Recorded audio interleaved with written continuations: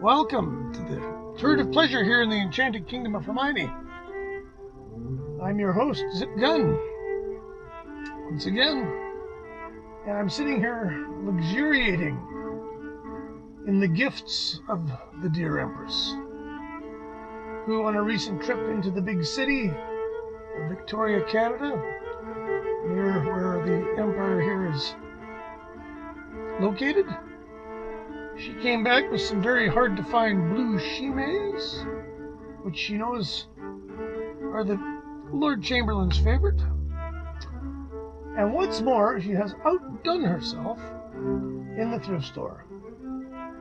She called me the first day of a new engagement where she would have had every reason to be preoccupied, but she had gone to the thrift store just to relax or whatever, and was wondering if these CDs she found she should buy for me. And then she started speaking either in Latin or maybe in tongues, and after a few seconds I didn't have a clue what she was talking about, so we went to the age-old thing of what label is it on, and that got kind of hard, and it was really Anyways, we got enough clues through the brief conversation. I said, you know what? Just buy them all. They're $2. $2 is the maximum, as we know.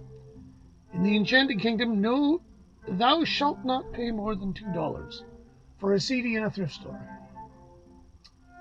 And so she brought them home, and it was a bountiful feast. She bought 20. The next day she went, she found 20 more. And so I broke several conventions of the thrift store superstitions. I went back today on a special trip just to see if they put any more out. And I went armed with only a $50 bill. Now, the reason that's bad in my superstitious mythology is if you walk into a thrift store with a $50 bill, you'll find one CD that you gotta have. And you have to make that poor schmuck of a clerk break your 50 for a 25-cent CD. Anyways, I was playing with fire, playing with the fates, laughing in their faces. I found more, even more today. Gonna look at them here. And this is all the Empress's fault. She and I both agree there's too many CDs in this house. But when you find stuff like this, like what we're listening to right now, this is the great, unbelievable Jordi Savall, a Catalan, or Spanish to people that don't know where Catalonia is, gambist. He is probably the world's preeminent performer on the viola da gamba. There you have it. And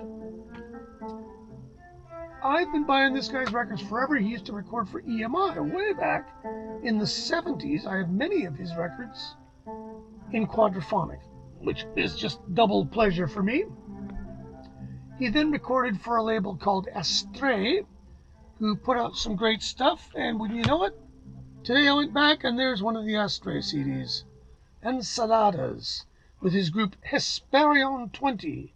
And I'm probably really badly butchering these pronunciations, but that's just because I'm just a Canadian guy. This is 5 different composers. Now, this is what I call old music, early music. Here are the dates, 1481 to 1553, 1481, 1575 to 16. Nothing newer than about 1663 on this one. And I have 3 of these already, 2 of these maybe. And I paid $25 each for them, and I was happy to do so because they are that good. And this is on Alia Vox, which is his label. And I smell arts funding here, but I'll tell you what, this is how you spend arts funding. They've made 138 titles, I believe. This guy in Wiki, they describe him as a pedagogue, which kind of sounds a little bit squirmy, but really all that means is a great teacher who is a little bit pedantic. And I wouldn't be shocked if this guy is a bit pedantic, but the music he makes is unbelievable. This particular piece has some Bach some Marai, Saint Colombe, and Abel. And I'm not sure if you've ever heard of Abel. I probably have Abel somewhere. The others are familiar. And of course, there's quite a bit of Bach. A few of these I do believe he arranged for Gamba, but whatever. This CD is solo Gamba. I could listen to this all day long. It's fantastic. And just so you know that he's not in this alone, these are all ones I found. Like, okay, we got a Jose Moran CD. Who's playing on this? Ariana Saval, which is Jordy's daughter, and a very well-known, there she is. She has a CD of her own. She plays the harp and sings. This is all Bella Terra. What does Bella Terra mean again? I really should know all this, but I don't. And then we have, here's Hesperion 21 now they're called, because it's the new century. Jordi Saval. This is music of the old Spain and the New World, I do believe. And then we have his tragically departed wife, Montserrat Figueras, I think I get that close, who has a beautiful, I don't know how you describe her soprano, but sounds like it's from the mountains. And this is music of female singers from 900 to 1600. So these are absolutely A-plus thrift store finds. And I'm telling you, this is just the tip of the iceberg. Then there's the Empress knows certain labels. I say just buy them. Okay. Harmonium Mundi. Buy it. Tartini. I might even have this already. If that's the case, I know 2 different people I can give this to who will be really happy. We've got some Monteverdi with William Christie. This stuff is all A+. I can't believe this is... Now, tragically, I think I know what's going on here. Music from Mexico. Now, these are interesting because these last 3 are Harmonium Mundi France, but they're of the USA arm. And the USA arm has been very prolific. There's even one here, which I can't wait to get into this one. Food, Wine, and Song. The Orlando Consort, who I'm assuming are from Florida. And this has recipes in it. Here we go. Frittata with wild leaves. 1.5 kilograms green leaves. Washed. Okay. Half a ciabatta loaf, bottom crust removed, torn into 3/4 pieces. 300 milliliters of milk, salt, sea salt, black pepper, Parmesan cheese, 2 green free-range eggs, 2 garlic cloves. Gee, there's garlic. I'm going to try some of these. Why not? Again, this stuff is, for anybody who's into early music, this is as good as it gets. Just to confuse everybody, there's Deutsche Harmonium Mundi, which I don't think has anything to do with French Harmonium Mundi, even though, really confusingly, occasionally they have been known to license each other's records. This is cello music from the 17th century, and I played it this morning, and it's a lot like this, except without quite the gossamer. When Saval plays the gamba, it just floats away on you. And you know, there's a lot of interesting stuff. We've got Marin Marai, who I've got a little bit of this stuff.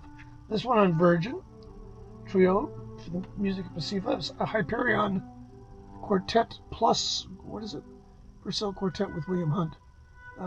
Music for viols and violins.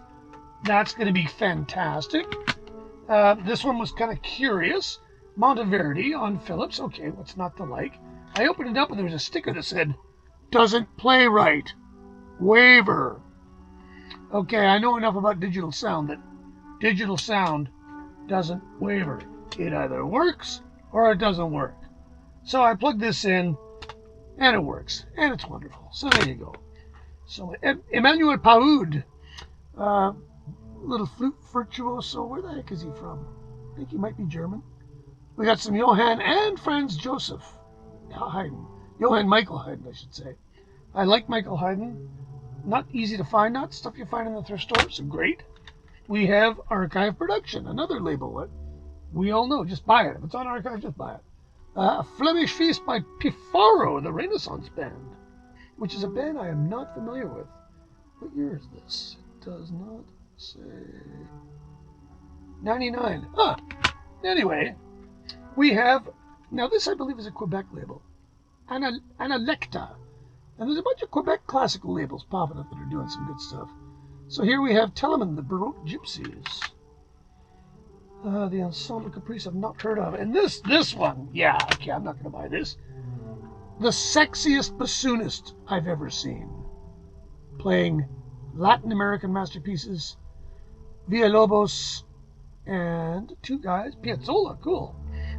Senenes, 1956, and Nanieri, 1930. Two composers I've never heard of. Looks like this was done in Buenos Aires, and that's, I know, you know, this is cool. What else we got here? Good God, it's, you know, now here's the, this is the one, I believe this is the one the Empress was trying to tell me what it was over the phone. Well, what label is it on? Well, it kind of isn't on a label. And these are, you find these here and there. We found one like this in the Jewish Museum in Amsterdam, and it was just a CD of the music of Rossi, Jewish composer, I believe, from Italy. This is music and poetry of the Jews of Renaissance Italy. It looks to be a kind of a European Association for Jewish Culture. So it's not really on a label as such. And this was probably bought in a museum. The Rossi we bought in that museum is fabulous. Oh, look, there's some Rossi. Who knew? And Rossi is cool. I like Rossi. Roman Cantata for 2 and 3 sopranos. This is on Apex, which was Teldex. It's Warner Brothers is what it is. Great production. We have a CD on the Amon Ra label, which is just such a shame they never had Sun Ra on this label. Amon Ra is the early music subsidiary of, I think it's Sadisc. You can tell by the back cover, they all look the same. We got, I think it's weirder, we got Lyricord. Lyricord is this ancient, weird label from the States who do all kinds of strange records. And sometimes they don't really care if the recordings are that good. And the records used to be terrible pressings. But they do William Byrd, and I'll buy anything by William Byrd. We have Johann Kropfgans, a composer I have never heard of, on the Profile label through Hansler. And we got some lute music by a group that calls themselves Galanterie. And this is German, a German label. Hansler's a German label. Johann Kropfgans, 1708, 1770. New guy, I've never heard of him. What else do we have? Look at this, it's endless. We actually spent some money on it. Now here, Atma is another Quebecois label, and they do good stuff. This and some neat repertoire. They do a Messe and 20 Adorations of the Baby Jesus, which is cool. This is the Stabat Mater by Alessandro Scarlatti, and it features none other than the great Emma Kirkby on it. So hey, that's, you know, this is an Atma. Looks like it's sort of a Middle Eastern fusion. There's a guy named Guy Ross playing lute and oud. Zia Tabassian, Kaya Tabassian. So I just sort of went, yeah, buy it. Again, Flyleaves, medieval music in English manuscripts. And this, again, doesn't look Pasakai. Pasakai.be, or Belgian label, okay. Again, the classical world, and especially the early music world, is just like the punk rock world in that there are millions of tiny labels. And sometimes they'll just put out records by a particular group of artists, almost like a vanity issue. They all, I know, sell them at shows because I like to buy them at shows. Even the big artists, like Emerson Quartet, I think. I bought a couple of their Deutsche Grammophon CDs off of them directly at a show. We got some CPO, that great label out of Germany. Fasch. Fasch. Is that how you pronounce it? Fasch is great. I'll buy Fasch. We don't know who these people are. The people performing on CPO are often just people I've never heard of, but they're always really good. We have, and this is interesting, again, Emma Kirkby, Monteverdi, soprano duets and solos. This is, now most MCA classics are reissues of old 50 stuff, often very good, This is not. This is a new digital recording. It just wouldn't be a thrift store review without an Naxos CD in it. And sacred and secular music, you know. Yeah, I'll buy that. What else? We have another label I have never heard of, Tactus. And you know it's an Italian label because of the official Italian sticker that says this is not a bootleg. So, and what is this now? Music del Monarch Lombard del 600. 600?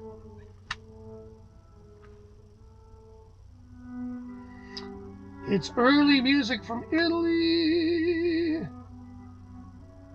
Boy, I'm going to have to look into this one with my Italian thing.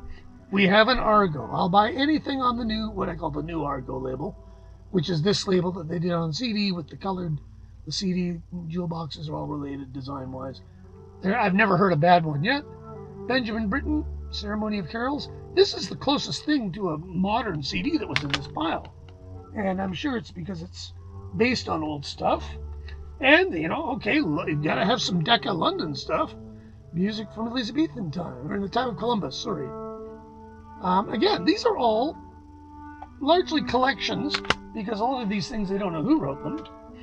Now we get into these are local Musica Pacifica group from, I believe it's California. And I do believe this is just kind of their Solimar Records. Oh, maybe it's a label. They do some English country dances. John Oswald, Matthew Locke. Matthew Locke, Microphonic Fool wants to hear this. You know, and there seems to be some American angle here. We have a hybrid Super 2 CD Handel opera oratorio. Assassin Galette. Yeah, I don't know. I don't remember if this is a opera or oratorio or what do you call it. In fact, I just bought it, and this is the first time I actually looked at it. It will play in a regular CD player, which is handy. If you put it into an HD CD player, it even sounds better, apparently. I don't know how I could stand that. And here is another one. Boy, I don't know really what this is. Signum über Zeit und Vergänglichkeit in Mittelalter. My German is not advanced enough to tell me what that means. What the heck? It looks to be ancient music of some description.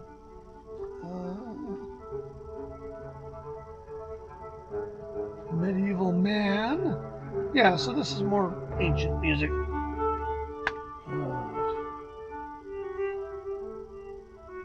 Trotto. Look at that one. What's this one? This is on Amaryllis. We have composers such as Philidor, never heard of him. Barrère, maybe. Rameau, sure. Michael Delabarre, Jean Barrère, Hottenterre, Boismortier. Okay. Well, one day I'm going to write down the name of every composer that I have a piece of in my collection. This one looks good. Dorian was a label, or is a label, I guess. In the States, they specialize in DDD, fiber optic 24-bit HD CD. My God, it's just almost too excellent to be true. And they do a lot of CDs at the Baltimore Consort, of who does this. This is early music of Scotland. I can't believe this is not great. I find the recordings a little bit spacious, maybe a little bit almost fuzzy. I have a soft spot for them because they recorded my friends in the Lafayette String Quartet and did a couple of really great CDs with them.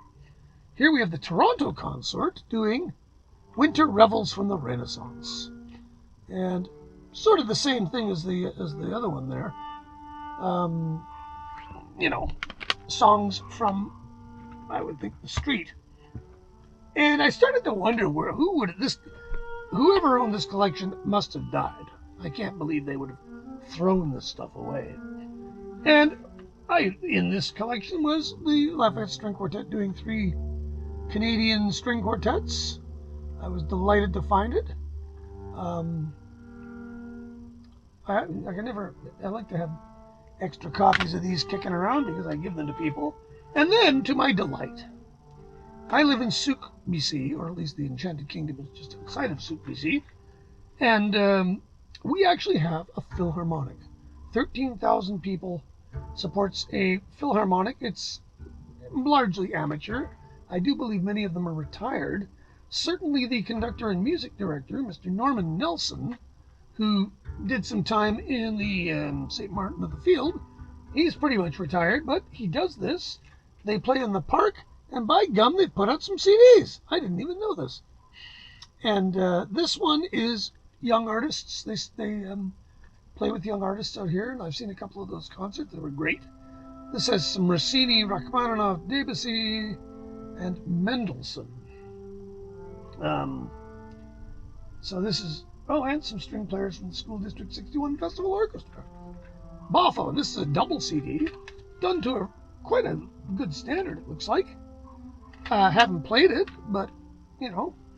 And this one is a little bit different. This one, 2 CDs again. This is Berlioz Samuel Barber, which is cool. Nosaro, who I've never heard of, doing a marimba concerto.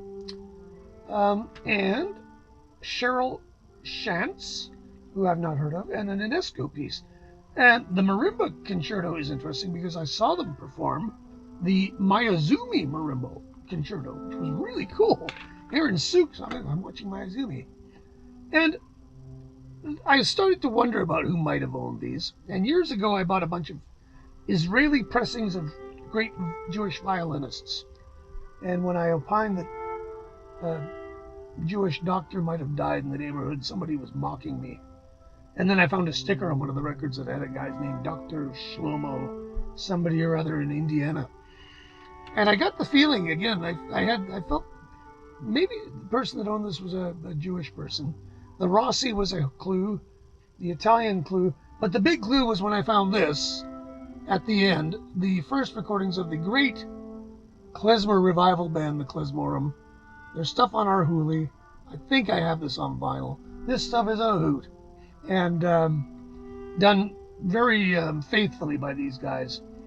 So I don't know if you're out there and you have a relative who's just passed away who was a music nut, and you wonder what happened to their CDs. They're going to keep living, because I have about 2 months of solid listening here to get through this pile. And they'll continue providing pleasure, because I can't imagine they didn't for whoever owned them before me. So there you go. And this is all largely the work of the Empress. I've just been sitting here bringing them in. So there you have it. I got some other stuff that didn't really fit into the early music thing, so I'll do that in another video sometime. A lot of very interesting, again, it's stuff you just don't find in normal places.